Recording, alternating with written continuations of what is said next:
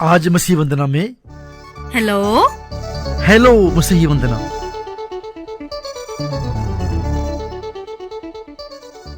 आप सबको हमारा प्यार भरा नमस्कार और आपका स्वागत है आपके हेलो मसीह वंदना में। हमारी प्रार्थना है कि मॉनसून जल्दी जल्दी आए ताकि सूर्य की तपन से कुछ राहत मिल जाए। जो गर्मी से परेशानी हो रही है उससे जरा हमें आराम मिल जाए। तो चलिए शुरू करते हैं आज का सफर। हेलो मसीह वंदना।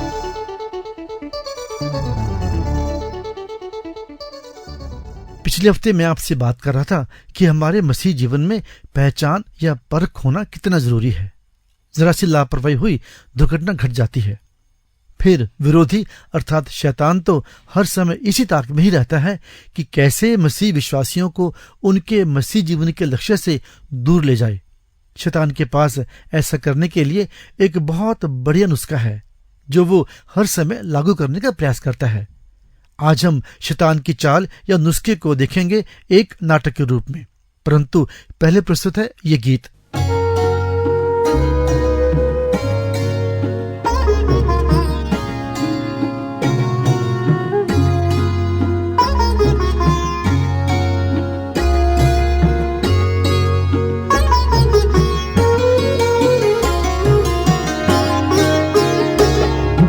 प्रभु के लिए काम नाए, जीवन को ऐसे तुम छोड़ दो।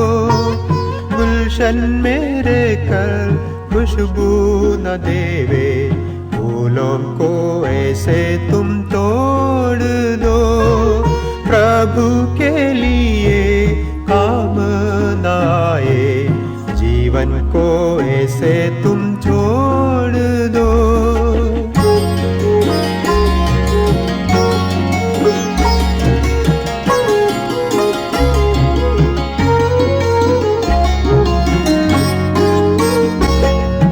जीवन तुम्हारा प्रभु ने दिया है, यह उसकी दया की बात है।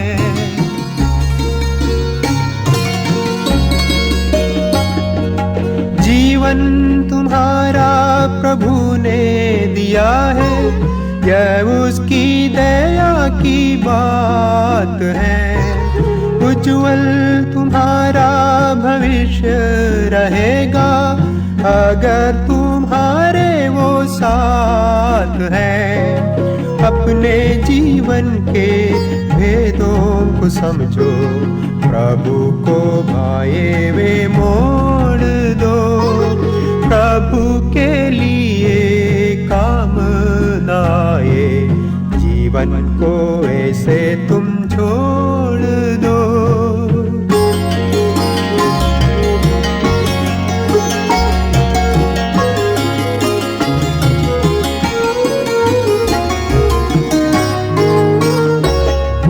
जीवन मसीही में है जरूरी, पग पग पर बाधाएं आती हैं।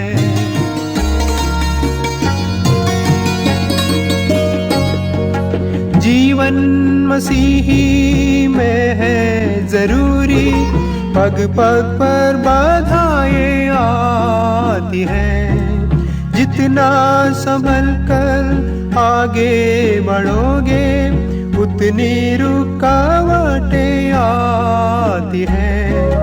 आगे बढ़ने से रोक रही जो दीवारें, ऐसे तुम तोड़ दो। प्रभु के लिए काम नाए, जीवन को ऐसे तुम छोड़ दो। गुलशन में रहकर खुशबू न देवे, फूलों को ऐसे तुम तोड़ दो।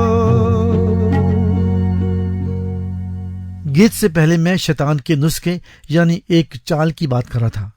उसे समझाने के लिए आज मैं आपके लिए एक रेडियो नाटक पेश करने जा रहा हूं जिसका शीर्षक है घन चक्कर का हकदार।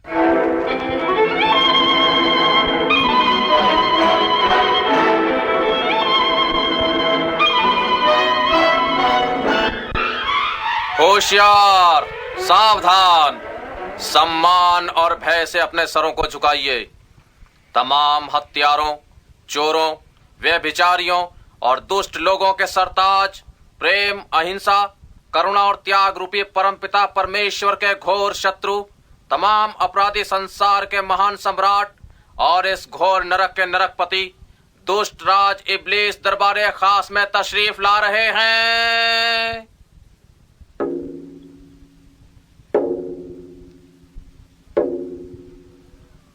दुष्ट राज इब्लीस की जय हो। दुष्ट राज इब्लीस की जय हो। धन्यवाद मंत्रियों। आप लोग जानते हैं कि आज हमने आपको क्यों बुलाया है, और आप लोग ये भी जानते हैं कि हम कितने दुखी हैं। हमें ये कहते हुए दुख होता है कि जो बदला हमने परमेश्वर से अकेले अपने दम पर लिया, आज इतना बड़ा दुष्ट मंडल होने के बाद भी हमें हर जगह हार का सामना करना पड़ रहा है। यह हमारे लिए शर्म का कारण होना चाहिए। हम अपनी तारीफ तो नहीं करते, लेकिन तुम्हें पता होना चाहिए कि हमने सांप का रूप बनाकर आदम और हव्वा को स्वर्ग से यानी अदन की वाटिका से निकालकर जो बदला परमेश्वर से लिया, उसे सारी दुनिया जानती है। सिर्फ उसे ही नहीं, उस पर पाप की मोहर लगवाकर उसकी आने वाली सारी संतान को हमने अपना गुलाम बना लिया।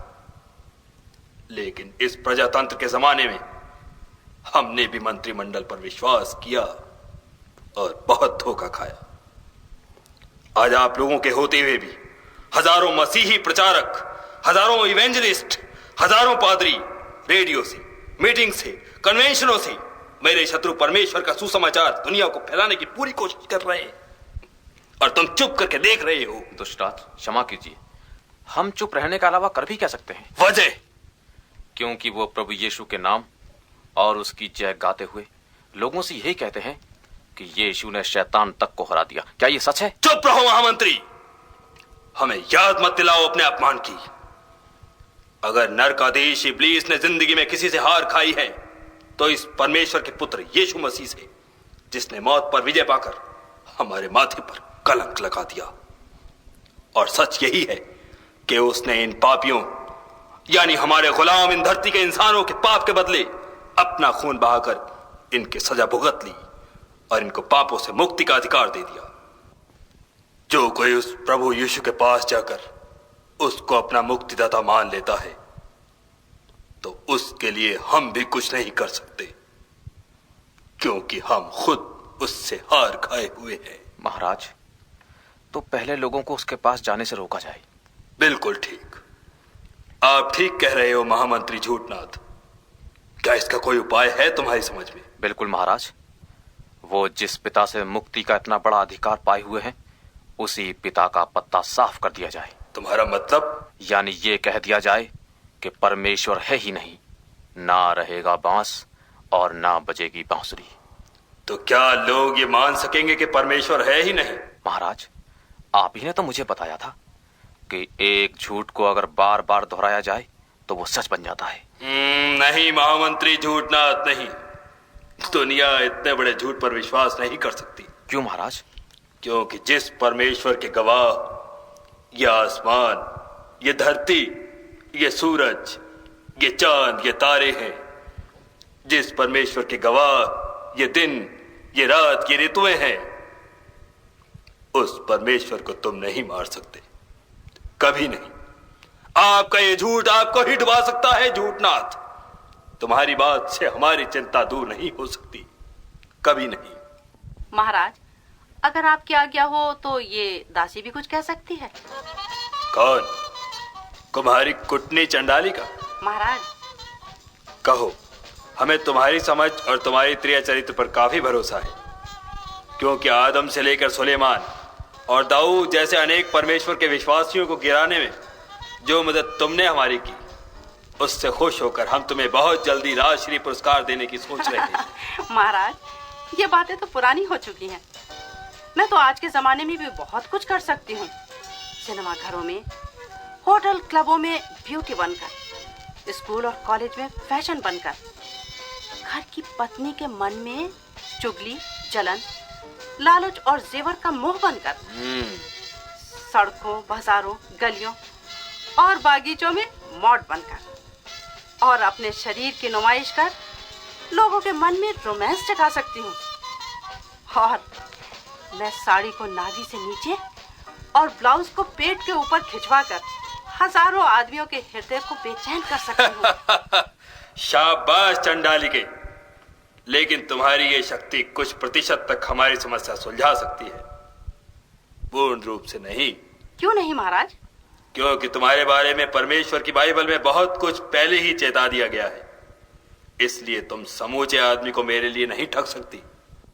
महाराज, गुस्ताखी माफ हो। कौन? महामंत्री अहंकारेश्वर?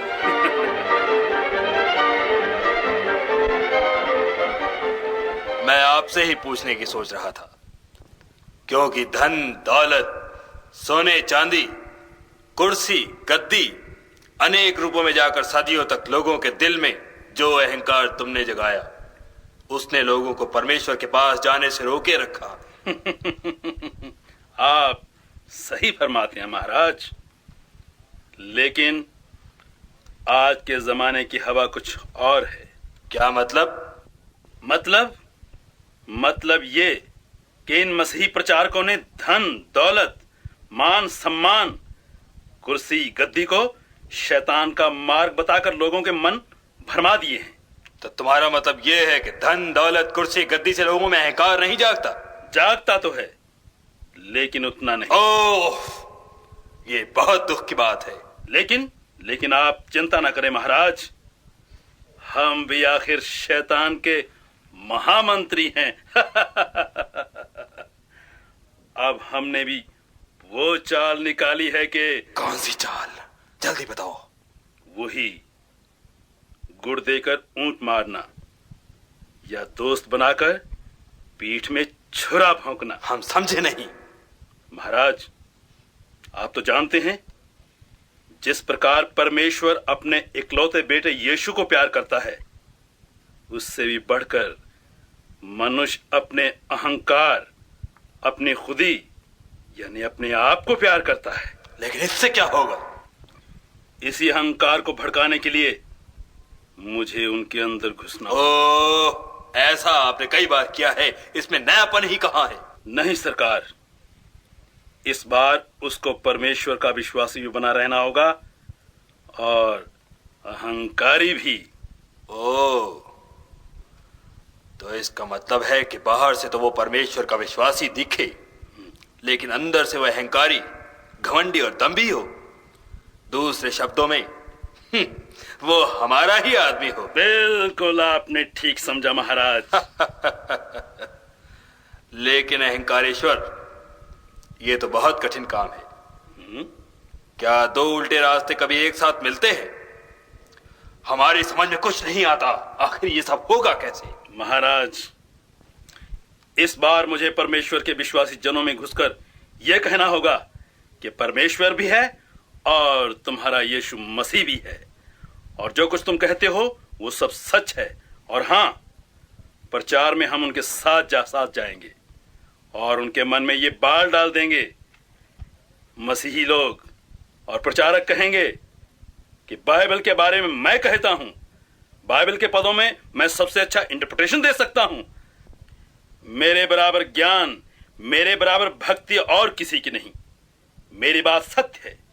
मेरी कलीसिया, मेरा ग्रुप, मेरी संस्था, मेरे लोग सबसे श्रेष्ठ हैं। ये अहंकार मैं सब में समा दूंगा।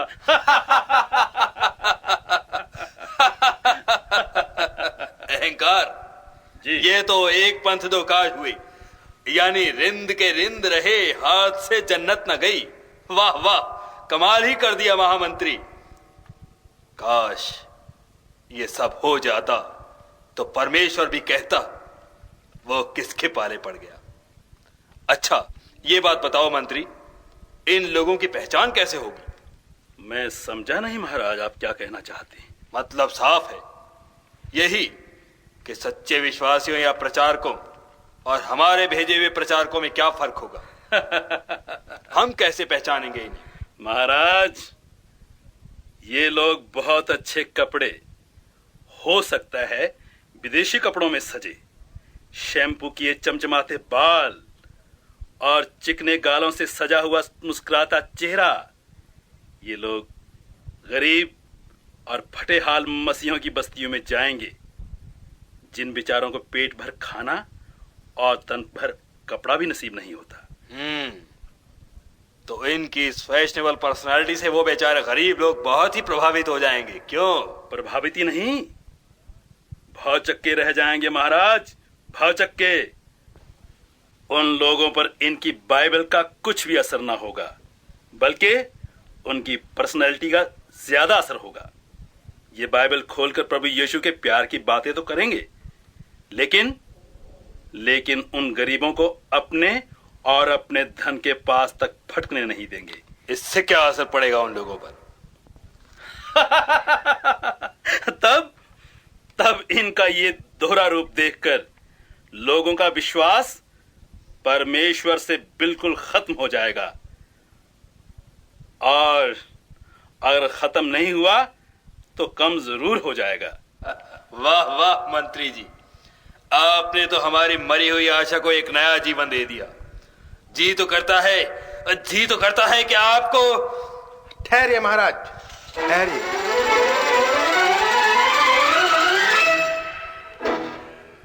मंत्री अहंकारेश्वर की बात आधी है। जो कुछ भी अभी आपने सुना वो एक तरफा है, आधा है, बिना सुहागे का सोना है। कौन? मंत्री ब्रह्मपाल जी, ऐसी खुशी के मौके पर कौन सा भ्रम, कौन सा वहम और कौन सा शक हमारे मन में डाल रहे हो? भ्रम या शक नहीं महाराज, बल्कि वो सत्य कहने जा रहा हूं जो आपके महामंत्री ने भी नहीं आपको बताया। क्या मतलब? ये बातें तो आपने प्रचारकों के जरिए करवाई। क्या कभी उन लाखों लोगों के बारे में भी सोचा जो प्रभु का वचन सुनकर प्रभु में विश्वास ले आते हैं और हमारे चंगुल से बच निकलते हैं? ओफ ब्रह्मपाल जी, हमने तो कभी इन लाखों करोड़ों लोगों के बारे में सोचा तक नहीं। इससे तो हमारी प्रजा बहुत कम हो जाएगी। अब क्या करें? आप चिंता ना करें महाराज, आप वहम की ताकत को तो अच्छी तरह से जानते हैं। मैं लाखों लोगों जो वचन सुनते हैं उनके दिल में घुस जाऊंगा। लेकिन इससे क्या होगा? प्रभु के बारे में उनकी मान्यता तो आप समाप्त नहीं कर सकते। महाराज, ये डिप्लोमेसी यानी कूटनीति का जमाना है, कूटनीति का। मैं इन बाइबल सुनने वाले लोगों के किसी भी विश्वास में दखल नहीं दूंगा। वो प्रभु यीशु को मुक्तिदाता भी मानेंगे, आत्मिक जीवन की सच्चाई भी जानेंगे, लेकिन जैसे ही प्रचारकों की बातों में आकर वो प्रभु यीशु को अपने जीवन देने के लिए तैयार होंगे, मैं फौरन से उनके दिल में भ्रम पैदा कर दूंगा। और जानते हो भ्रम क्या होगा? मैं कहूंगा जिंदगी बहुत लंबी है, बहुत लंबी। अभी क्या, किसी समय बुढ़ापे में या जब मूड आएगा तब प्रभु की शरण में चले जाना। और अभी तो मौज उड़ाने के दिन है, बस फिर देखना। ओह, कितनी असरदार दलील है, कितना मीठा भ्रम है ये।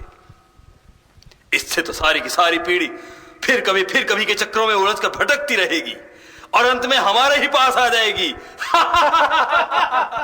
वाह वाह। ब्रह्मपाल जी, लगता है मेरे बाद इस घन चक्कर के हकदार तुम ही हो। धन्यवाद महाराज। देखा आपने, भ्रम हमारे मसीह जीवन के लिए कितना खतरनाक है। देखा जाए तो एक मसीह के जीवन में भ्रम का कोई स्थान नहीं होता। प्रभु यीशु मसीह ने कहा, यदि तुम्हारा विश्वास राई के दाने के बराबर भी हो और भ्रम ना करो तो तुम बड़ी से बड़ी समस्या और परेशानी से पार हो सकते हो। हालांकि अपने उस वक्तव्य में प्रभु ने तो तूत के पेड़ को समुद्र में जा गिरने और पहाड़ के हटने की बात कही थी। प्रभु यीशु मसीह पर विश्वास ही आपको भ्रम के जाल से बचा सकता है। जी हाँ,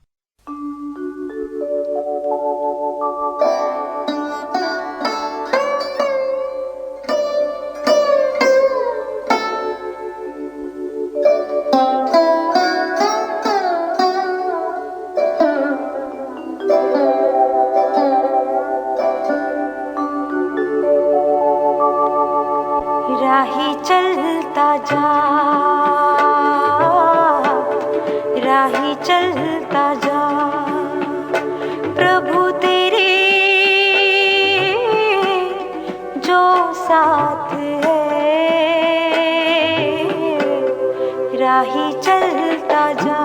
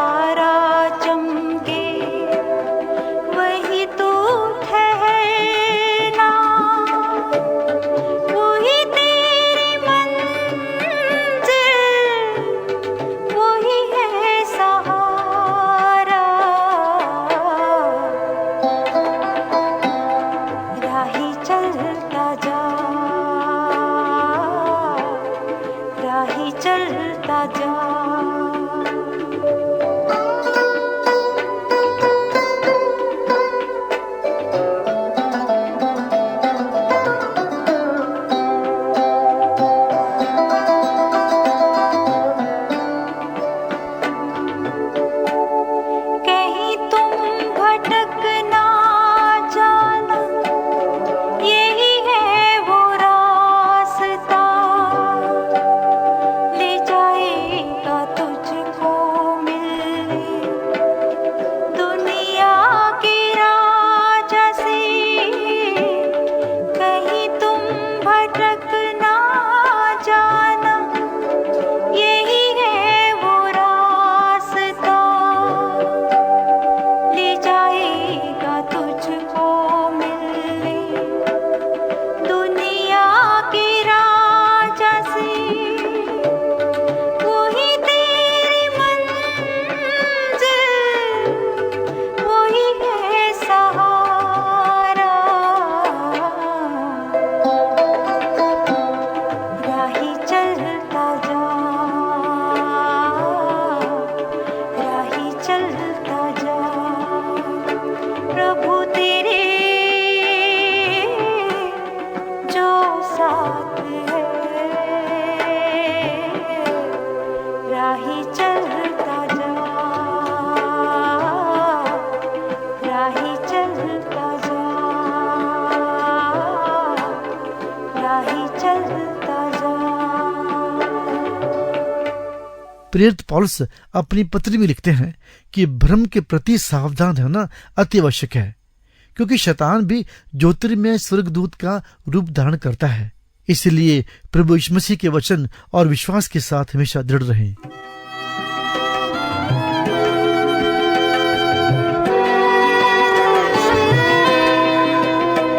सहारा मुझको चाहिए, सहारा दे मुझे खुदा, मुझे संभाल मैं गिरा, मुझे संभाल मैं गिरा। सहारा मुझको चाहिए, सहारा दे मुझे खुदा।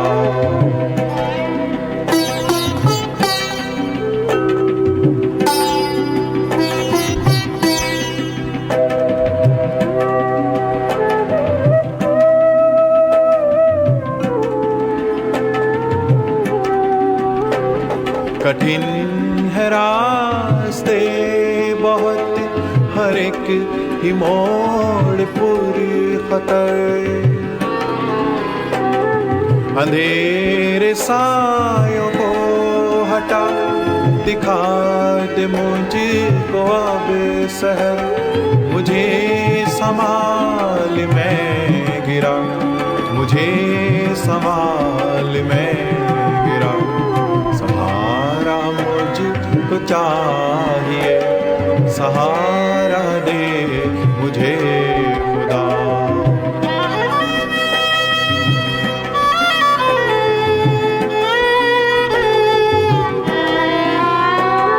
जहाँ के रास्तों पे मैं अकेले चल न पाऊंगा,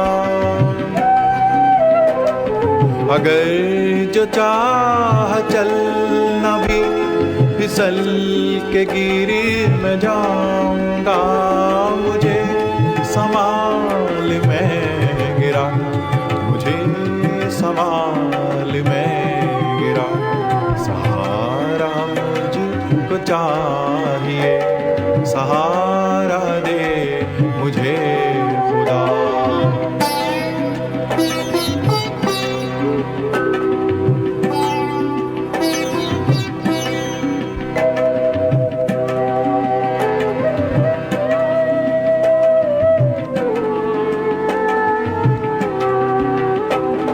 ये बोझ जो गुनाहों का मैं लेके आज चल रहा,